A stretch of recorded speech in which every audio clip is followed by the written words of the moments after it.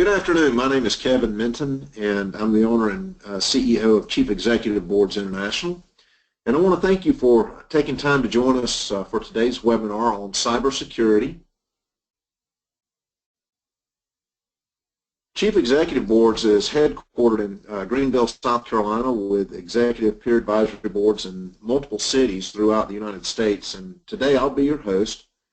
I'd like to invite you to stay tuned for future webinars on our website, which is located at the bottom of the slide that you see here.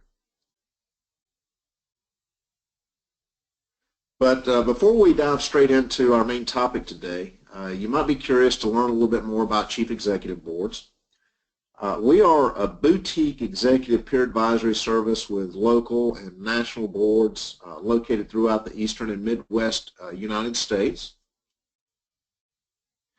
And the purpose of CEBI is to help chief executive officers and presidents and business owners to share ideas and experiences that help them to avoid pitfalls and potholes that others may have already experienced.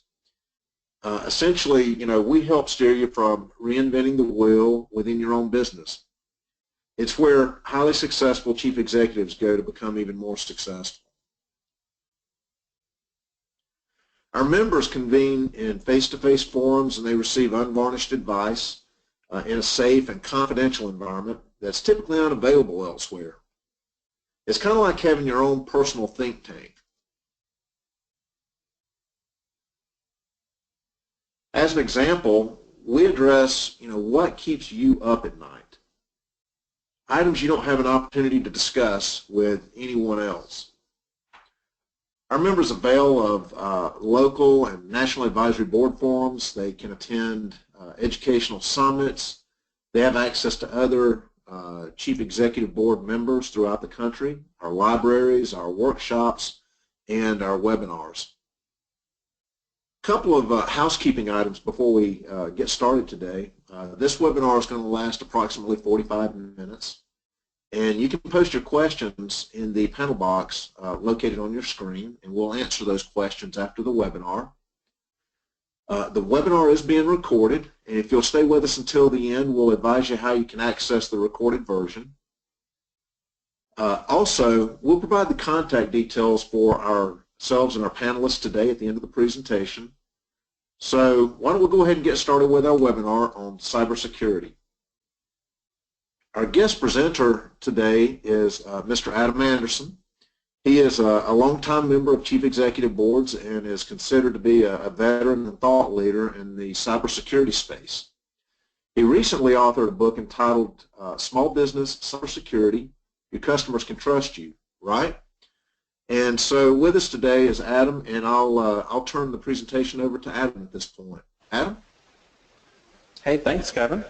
So as Kevin said, that I am experienced entrepreneur, but I started my life in cybersecurity. I've been doing this for about 15 years, and it's one of my passions on how does cybersecurity and business combine to actually produce business value. So the theme of this is going to be primarily about a business needs being met, not necessarily about the technology, although if you do have questions around the technology, I'm happy to dive into those. But we're going to be staying a little bit away from that. So let's get rocking and rolling. So I've got a couple goals today. I want you guys to be able to answer the following questions. What is cyber threat and who is targeted? How do I know where I stand as far as my current cybersecurity? And how can I talk about cybersecurity to large companies and to my peers in such a way that builds trust? So let's start off with what cybersecurity is really by looking at what it is not. It is not just buying a bunch of software and hardware and responding to audit issues. It is not just outsourcing everything to a third-party vendor and assuming that they have it covered. One of the things I hope to convince you of today that no matter which direction you take your cybersecurity initiatives, the business has to own the responsibility for it, regardless of who's doing the actual work.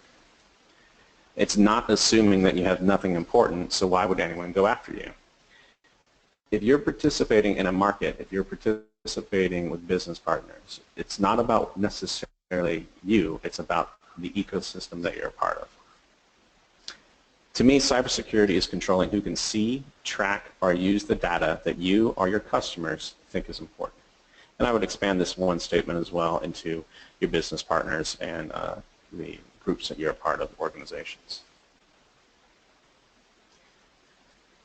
The simplest way and clearest way to think about cybersecurity is to understand the currency of cyber.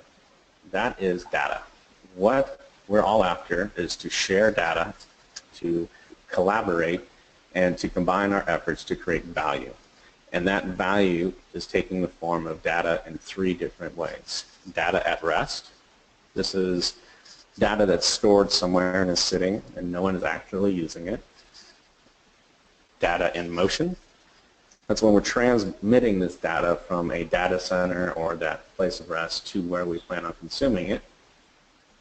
And then data in use. These are devices that we are actively manipulating or consuming data. This is a laptop, a phone, any of these Internet of Things devices that might be out there. And so hackers go after the data in different ways. Data at rest, this is the social engineering, this is the brute force hacking through a firewall, this is really trying to attack the crown jewels. This is very expensive and very difficult to do. Data in motion, this is when it's moving across the internet or through different hands. This is the second easiest for a hacker to get after. And of course, the easiest is the data in use. This is where the malware and the viruses on your devices provide the backdoor into this critical data that just a few moments before was completely secure while it was at rest. So different ways of thinking about this, and when you're doing business with folks, especially the large companies, all of their questions back to you or your customers to you are going to be about how do you address security for each of these three states of data. Let's talk a little bit about the threat and about how cyber warfare and cybercrime has changed. The internet is fairly large, but there's something called the darknet, and the darknet is around 600 times larger than the internet. And you can't get to this place from your browser. You need to have a special encrypted browser called a Tor or a torrent to get access to all of these websites. And these sites are not unlike things you've seen. They're e-commerce sites, but instead of selling books, we're selling black market weapons, drugs, human trafficking, and cybercrime. You see in front of you a Rent a Hacker. That is a gentleman who sends out, you can rent him just like you would any other consultant to perform things at an hourly rate or service-based. And the currency of all this is Bitcoin, or encrypted currency. This whole transaction, and I'm going to give you an example of one of these, is completely hidden due to the high level of encryption and the difficulty in tracking encrypted currencies. So the best example that I know is a real-world example where somebody went to the darknet, went to a search engine not unlike Google, and typed in hacked Citibank mobile application. They went to numerous sites and requested quotes where people responded with references from other people who have used them to hack, examples of codes, and a traditional professional services statements of works. They picked the one they wanted, moved onto a distribution website where they hired somebody who had hacked 100,000 laptops and left something behind, and then they launched their attacks from these laptops. The third part of this ecosystem was the recovery of the data, which was usernames and passwords from people's smartphones and their Citibank account information. They parsed through what was garbage and what worked, and then went through and actively withdrew funds from those accounts. All of this happened for under $2,500 and was all paid for by cryptocurrencies that were unable to be tracked. Now I don't think of a hacker as being somebody who is a kid in a basement or somebody over in the Ukraine. What I think of as a hacker is somebody who's really good at project management, somebody who's good at business processes. You can now outsource all the difficult technical things that you need to get done. And there are toolkits out there even for the beginner to have a serious impact. So all of this was trying to educate that it is very easy to be a bad person. And the primary target for these folks are companies that have less than 100 people. The small and mid-sized business community builds a huge amount of wealth, but they also defend it very lightly. And it's not from lack of ability or lack of willingness, it is about a lack of knowledge, in my opinion. So, there's a myth that you can't be found. There's a myth that you won't be targeted because you have nothing important. I want to kind of walk through how the bad guys find you. And there's two ways, active and passive. Let's first look at passive. Picture this. You are in a crowded mall parking lot, and you are a bad person who wants to find an iPad or find something of value sitting in the front seat. And you know if you just walk through the parking lot, you'll be able to pull car handles, and eventually one of these doors will open. There's no reason to break through a window. There's no reason to have any interesting device. You could just open doors. And that's exactly what it's like for hackers. What they are looking for are the people who haven't secured their network. They just haven't locked their doors. The difference, though, is that when a hacker is going about this, trying to replace that bad person walking through the parking lot with thousands of drones with technology to identify whether or not a door is unlocked, and then the ability to determine what is valuable inside of it. This gets us into the big data part and the data mining of hacking. After collecting all of this information about what doors are unlocked and what is inside of those cars, these hackers are able to then identify the weaknesses and the ways to exploit them, and then sell that data to the active hackers. The active hackers have something in mind. They're trying to accomplish something. These guys want to either attack an entity or get a particular objective accomplished. And they use the passive hacking technologies to build their baseline for their attacks and to deliver the threats. So let's take a little bit of a look at today's cybersecurity statistics. We've got three numbers here: 33, 1,000, and 1. 33% of all breaches in 2014 came through the vendor supply chain. This is large companies having major breaches that were caused by trusting third-party vendors that had less secure networks or less secure policies. The typical large enterprises have thousands of vendors in their supply chain, and each of these vendors typically have vendors that they work with, resulting in tens of thousands of failure points, potential failure points. And it only takes one breach to give the hackers the foothold they need to begin to use their tools to navigate through the entire system. Hey, Adam, can I just ask a quick question here? Absolutely. So the numbers that you've thrown up on the board here lately, you know, the 72% of the breaches are for people, for companies that have under 100 employees, and these numbers here are 2014. Are you seeing any kind of an increase in the activity or the numbers that you're seeing based on what you've thrown out so far? Yeah, absolutely. So we don't have the final numbers in for 2015, but it looks to me to be closer to 67% of breaches coming through the supply chain.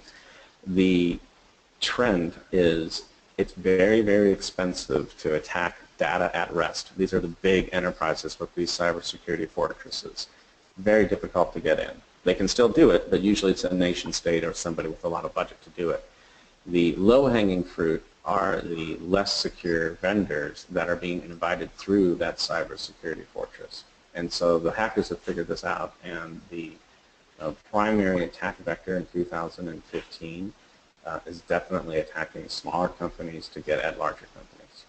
So if you're a small to mid-market company, then we tend to think that it's the larger companies out there that are getting hacked, and that's kind of what you hear in the news and the media. But it sounds like that the focus of these hackers now is more on the smaller to mid-market companies.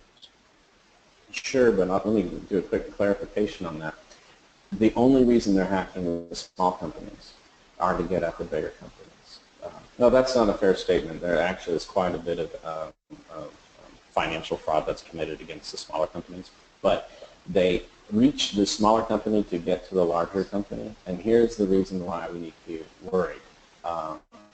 The larger company knows where the attack comes from. If your company is breached and you have contracts that deal with critical data or infrastructure, and by the way, it's not your opinion, it's the large enterprise opinion if it's critical data or infrastructure, and a breach occurs, the best case scenario is you lose the business. The worst case scenario is there could be a lawsuit or some kind of legal action back towards you. And these rules are very loose right now. It's a very scary time to be doing business when you're dealing with other people's data. Did I answer your question, Kevin? Yeah, thank you, Adam. Yeah, let me go into a little bit more detail and walk through a pretty well-known case study about this. I'm going to show you a absolutely terrifying image. These are smart air conditioning units attached to the internet. So the controllers for these air conditioning units can be remotely managed by a third party. And they are sitting on the network of Target's stores. The downside is that these networks are also connected for these air conditioning controllers to the exact same network as the cash register that takes the credit card information. The bad guys use these weakened third-party critical control points to pull unencrypted credit card information from thousands of cash registers. The impact for Target was $148 million worth of damages and over $200 million worth of ripple effect from financial fraud through the entire financial industry. And this guy is now the ex-CEO of Target. And all of this came through the supply chain. So let's talk about how this works. Target is just like any other large enterprise made up of business units. This is marketing, legal, R&D, stores. Each one of these business units is providing some kind of value. We've gotten very good at creating a safe zone, a cybersecurity fortress where interactions between these business units are secure and trusted. In order to grow quicker, better, smarter, though, we do business with vendors outside of this cybersecurity infrastructure. And in order to get value from them, we have to open our defenses and build trusted connections. And this is fantastic because now we have smart air conditioning, stores are more comfortable, they're running at less expense, we have higher profits, everything is great. Except as we have been talking about, the vendor then gets hacked, exploits the trusted network, the hackers exploit the trusted network, and the business units then become launching points for other attacks inside of Target. And here is the big problem. We are trying to understand who is safe to do business with as a large enterprise. We need to know that you can communicate to us and explain why are you safe and you speak our language. And most of these vendors don't.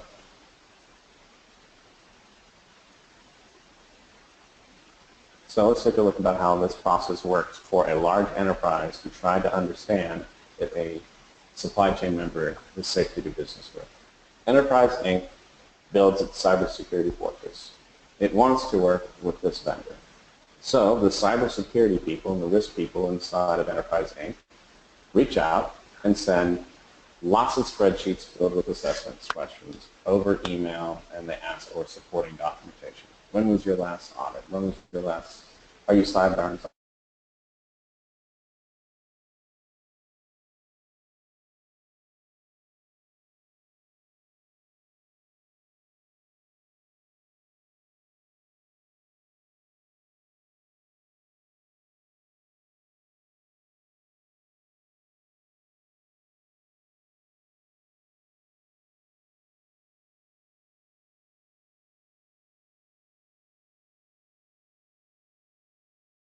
sustainable value, where if I spend $2 million for you to build this new thing for me, only to have like riddled with holes as far as cybersecurity goes, I'm going to lose that value, so I'm not going to do business with you. So what I'm hoping to accomplish for the rest of our talk today is to walk you through the ways for you to understand your own cybersecurity maturity level, and then how to have this conversation so that you don't let cyber crime stop you from making profit. So, how do you lock your doors? You have to know thyself. You have to understand what you are doing, who you're working with, what are the different levers that are important for you to move business value forward. Second thing is you need to know your enemy. You need to know what are you doing that they are after and where are the threats coming from. So we've got a couple of tools to do this. We're only going to be talking about cybersecurity frameworks today, but one of my favorite tools is the Lean Business Canvas. You can Google that and you are going to find a lot of really great things. In these 9 boxes, you can put your entire business model. How do I do business? What are my key resources? Who do I do? Who are my key partners? How do I get my money? Where are my costs? By filling all that out, you get a very good baseline for you then to move on to how do I apply cybersecurity frameworks. Because until you understand how you actually make money and how your customers get value, it's near impossible to apply the right kind of cybersecurity because you'll just buy a bunch of technology and assume that you're safe. So let's dive into the frameworks a little bit. The goal of a framework is to take that landscape that you just discovered by going through the lean business process and building a roadmap through this threatening landscape. I probably should have had a different picture that is not so threatening. Actually, it's quite beautiful. But I think for the next talk, we will absolutely put something more terrifying in there. But the idea is you have to understand the territory before you can build the road. And the framework is what lets you plan out how this road should go through the landscape. There are a lot of frameworks out there, and a lot of them are proprietary. What the federal government tried to do, White House ordered an executive order 13636 back in 2013. And the White House instructed the National Institute of Standards Technologies to work with industry leaders, about 200 industry leaders, to develop an overarching cybersecurity framework that all other frameworks can plug into. This was to be addressed only for the improving critical infrastructure for cybersecurity, but later in 2014 it was determined that anyone who provided economic value could be considered a critical infrastructure, which means absolutely every business in America. And in 2017, our government will be spending $3 trillion in infrastructure upgrade. Of that $3 trillion, $19 billion of that just next year alone will be for improving their cybersecurity infrastructure. What this means is that these standards that they're operating in to create their infrastructure will be pushed down from the government down to larger companies, down to smaller companies. This is why I've decided to talk about the NIST cybersecurity framework. As long as you can follow these guidelines, you will be able to have a good conversation with all of the people who you should be talking to. Everyone should be speaking the same language. So I'm going to take a little while on the slides. We're going to go over the 5 different parts of the NIST cybersecurity framework. This is identify, protect, detect, respond, and recover. And each one of these has their own challenges, but they also have their own insights. And look at these as a building block. You can't do one until you've done the first, do the one before it. So identify, what stuff do I have and what is the stuff that is important? This is where you're using the business model canvas or other tools to know thyself. You have to understand, how do I do business? Okay, I use laptops, I have servers. Where does my data live? If you're in the identify phase, every question you should ask should be, how do I produce business value and what data is the byproduct of that? And you need to create a roadmap, system architectures. We did some work for the U.S. Air Force once, and the the amount of documentation we created for Identify was staggering. It took us 6 months to a year to get to the point where we were ready to move on to how do we actually protect things. So now that you have a good idea of where your crown jewels are, you have an idea of where your data is for rest, trans, in motion, as well as in use. You can then talk about protect. And protect starts off with how are bad guys going after the data today? And there's a lot of sources out there for you to go to learn from this. ISSA, SANS, I'll try to provide some good resources at the end of this for you to reach out to if you need to understand how to protect more. And this is where a lot of salespeople jump in, because they'll come and say, I can protect you. If you just buy my Barracuda web application server, or if you just buy IBM, or if you just buy. This is where a lot of dangerous things happen, because typical business owners are very worried about it, and they don't know where to start, so someone comes in and says, if you just pay me money, I can protect you. And they're absolutely right, but they only talk about the one thing that they're protecting you from. And if you don't understand where all of your data is, and you don't understand how you do business, it's very likely that you might be throwing very good money at an only partial solution, and still have a breach that will cause problems. And now let me back a little bit from that. You will never be able to be 100% safe.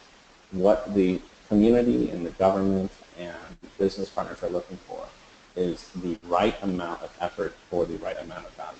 So don't think that you need to be spending hundreds of thousands of dollars.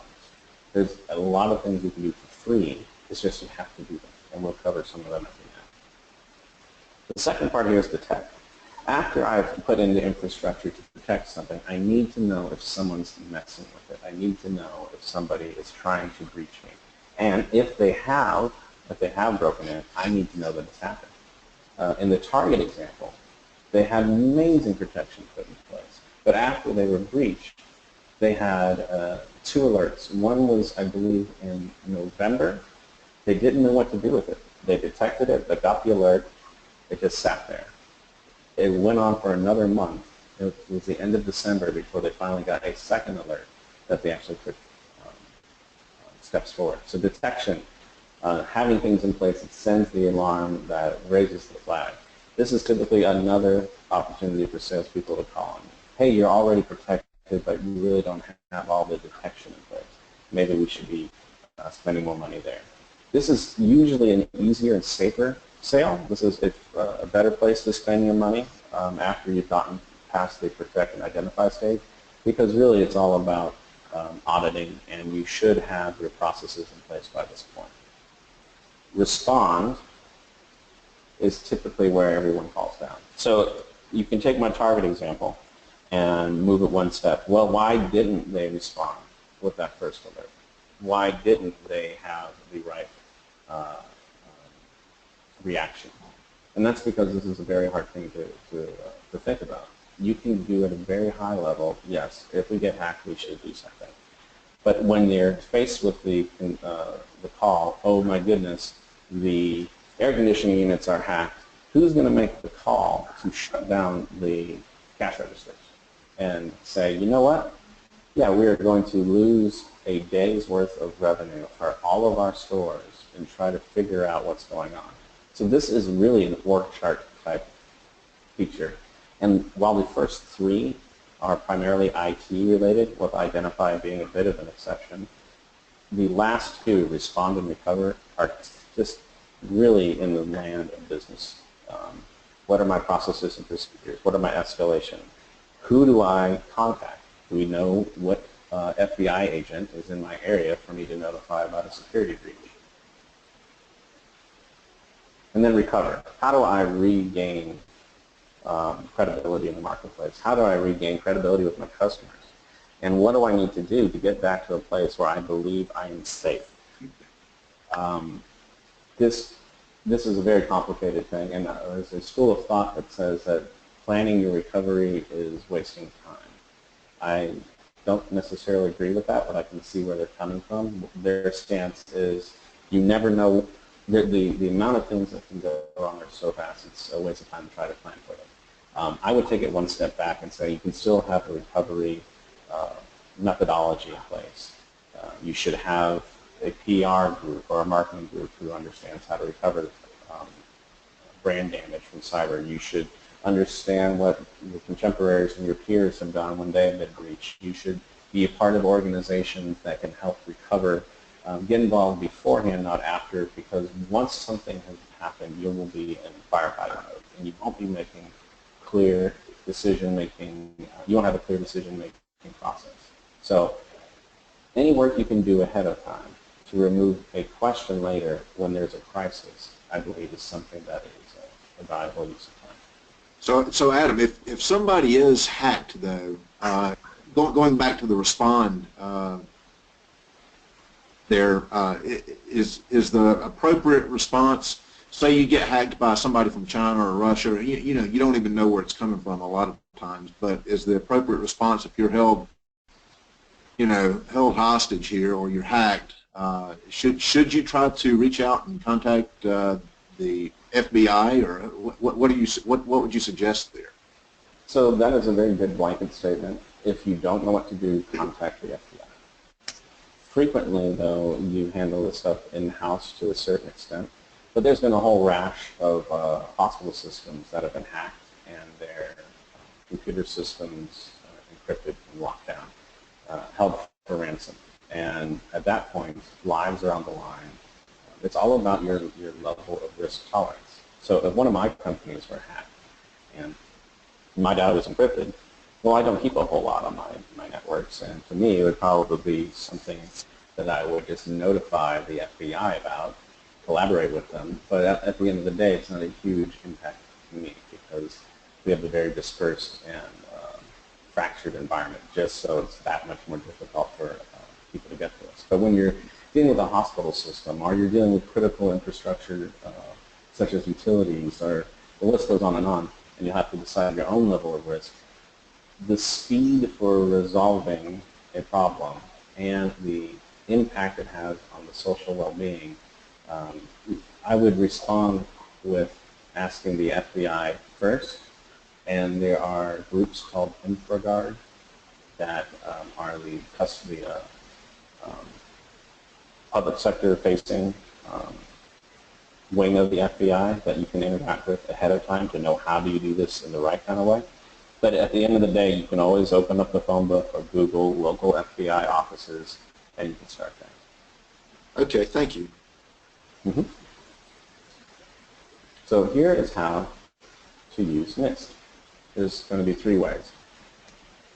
You can hire a company to come and do an assessment using the NIST framework as the framework of choice. There are a lot of companies out there who can help you with that. I'll give you 5 examples in the upcoming slide. But again, I want to reiterate, hiring somebody to come in and do an assessment is not the same as actually having them be responsible for it. What they will be able to give you is a roadmap of where you're at, what you're trying to do, where you need to go, and then my suggestion is to be upfront with them and say that you want some kind of document that you can take to another cybersecurity professional, another cybersecurity firm, and have them do the implementation work. Spending a little money up front to get a roadmap and a plan is like going to an architect to get your house designed before you go and start spending money on subcontractors. It just makes sense. Now, you don't have to go out to somebody like this. You can download the NIST framework. You actually pay for it. It's the government's framework, and you can learn how to use it yourself. And then you can do your own strategic planning by hand. And I'll give you some tools to help you with that. And then the third is a combination of 1 and 2, but using software tools in education, you can go as far as you possibly can until you're no longer comfortable, and then go back to outsourcing. My suggestions are to start with 2 and 3, educate yourself, do some work in-house, then go engage with a cybersecurity firm. Now, it depends on the size of your company. If you don't have somebody who you can dedicate 20 hours a week to on this, or 40 hours a week if you want to get it done quicker, it may be that you don't have the bandwidth to do 2 and 3. You may have to go spend the money for number 1. So let's take a look at what that looks like. When you have to go and talk to somebody, I say there's 2 classifications of security vendors. You have your tier 1, they're focused on providing solutions to the Fortune 500. These are your Deloitte, your RSA, your IBM. There is a whole suite of smaller companies, such as Palmetto Security Group and Stalwart. Palmetto Security Group's in South Carolina, Stalwart is in North Carolina. And these companies also service the Fortune 500, but they don't have the massive infrastructure and overhead. When you talk to some of these smaller companies to get a roadmap, they're not going to come in trying to push a product. I used to work for IBM for 3 years, and I guarantee you when I showed up at your site, any cybersecurity problem you had, I had a product to sell you. You need to avoid that as much as possible. You need to know thyself, not get sold to. So my suggestion is if you need to hire some help, identify a small security vendor in your area that has, or not even in your area, but a smaller security vendor who has a track record of creating risk assessments and risk analysis and then roadmaps and plans after the fact. If you have the bankroll and you want some certain assurances, you can use these others like Deloitte, RSA, and IBM. They will provide a fantastic roadmap, but you'll just need to go in aware that there will be a sale on the back end. You will be dealing with large enterprise trying to sell software. And that's not necessarily a bad thing, but just to be made aware. So if you want to do it in-house, the Federal Commission, the Communications Commission, has a cyber planner for free. If you go to fcc.gov/cyberplanner, it is not a very good user interface, but it is a free user interface, and sometimes free is best. You can go through there and click on the different things that you plan on doing or that you need help with, and then it will walk you through how to build your cyber plan. This is a fantastic place to start before you approach one of the people on the other slide. This will help really reduce your costs, because if someone has to come in and do a complete audit from ground zero, you can be looking at $40,000. If you're able to do some work ahead of time, you might be able to reduce that as much as by half or more. SANS is a cyber education organization. It is the leader. They have things like Certified Ethical Hacker, Security Plus. The list goes on and on and on. But they offer a great deal of education for you to absorb. I'm going to give myself a plug. That is the book I just published, Small Business Cybersecurity. This is about how do you approach a framework and how do you get comfortable talking about cybersecurity to larger organizations. And then universities and education centers such as Clemson University have cybersecurity training and education that you can take in a more traditional setting. And they also have continuing education for full-time professionals that allow them to get very good at cybersecurity strategy. And I want to be real clear, what we're talking about here is not hiring IT people to learn how to implement protection and detection. What we're talking about is businesses becoming very, very good at cybersecurity strategy and cybersecurity planning. And that's what these sites here in front of you are for. And then use some software. The first product here is Atlas Vault. That is one of my companies.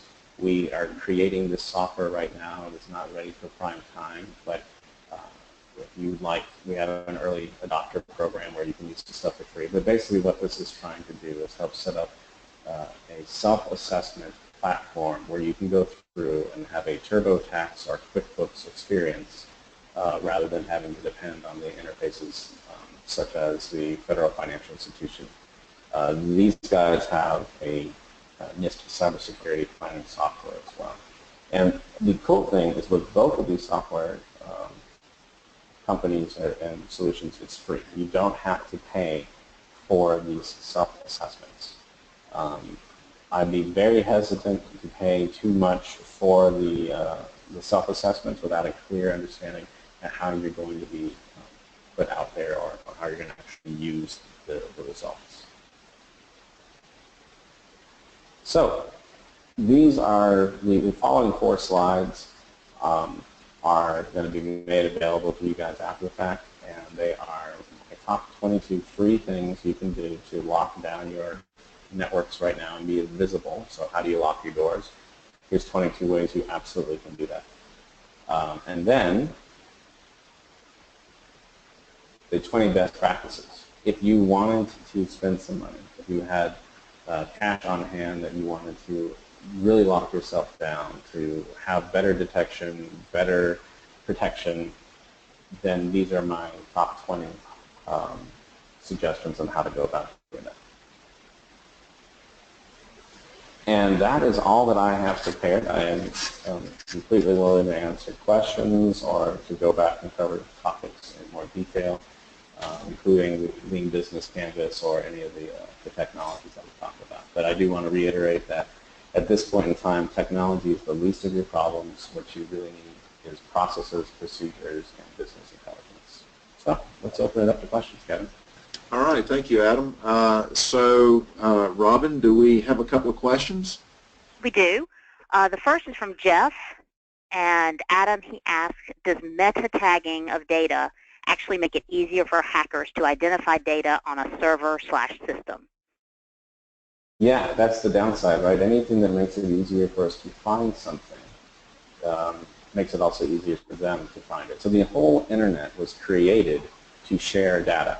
It's playing into the hacker's wheelhouse, and anything that we do to increase business intelligence and make it easier for us also makes it easier for them. So am I saying don't do that? Absolutely not.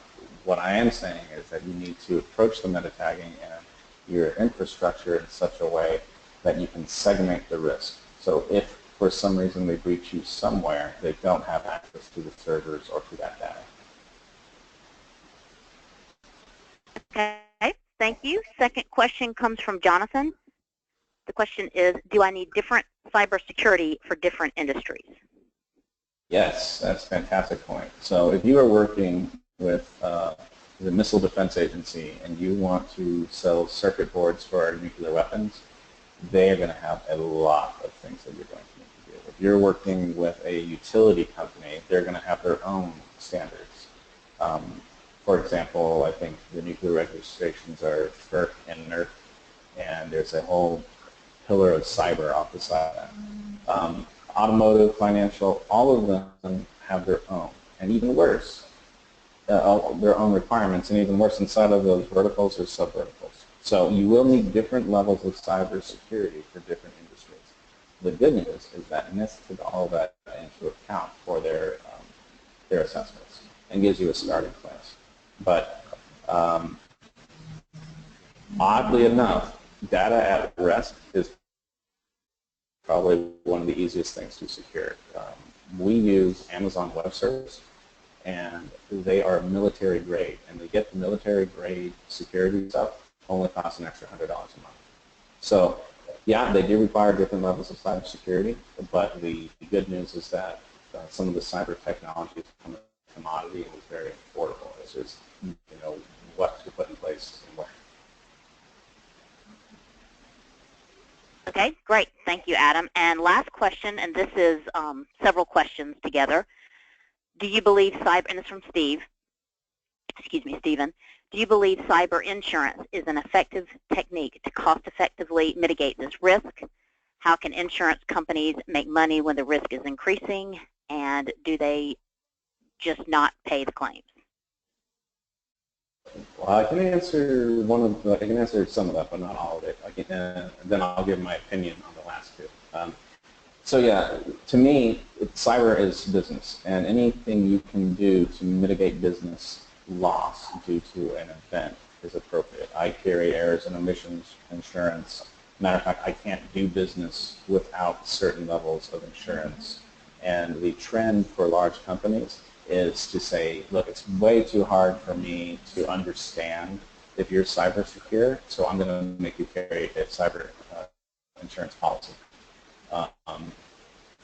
The way to reduce the cost of that is to do what we've been talking about today. If you communicate clearly, yeah, we have our act together, we're doing the things we need to do, it drives the premiums down.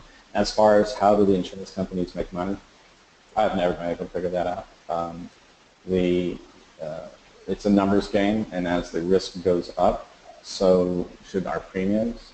And it's going to be really interesting to watch this market unfold over the next couple of years. I still think it's a little too young to make a call on if it's going to be a requirement. But when a problem is very difficult to understand, or there are so many things that might come your way that are curveballs, we typically lean back onto insurance to cover some of that risk. And so I do believe that is a trend, and it's worth looking at. I don't have a lot of experience with it, so I can't advise, but that is something that I personally will be looking at in the next couple of months to a year. Okay, thank you so much, Adam. And Kevin, that is what I have, so I'll turn it back over to you. Okay, well, thank you.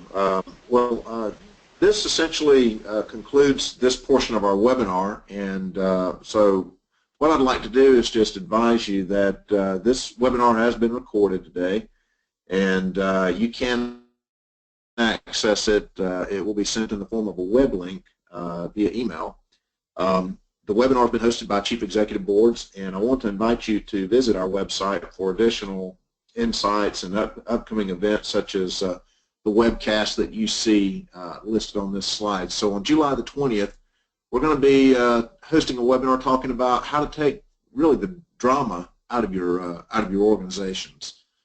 Today, if you have a lot of people or a few people working in your organizations, a lot of times there's some drama, and there's ways and tools and techniques that you can use to remove some of that. And then on October the 19th, we'll be talking about some of the executive benefits that you can implement to help streamline some of the cost, and also utilize these benefits to help retain some of your key executives. So with that, I'd like to thank our presenter, Adam Anderson, and I appreciate Adam coming online with us today to share his wisdom and insight, and I hope that you found the information to be helpful.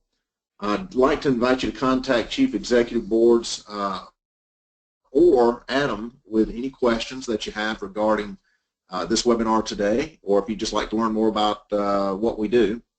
And I want to invite you to please join us for future webinars. We look forward to speaking with you regarding future engagements, and I want to wish all of you a great week ahead. So thanks again for everyone attending today, and farewell. This concludes our webinar.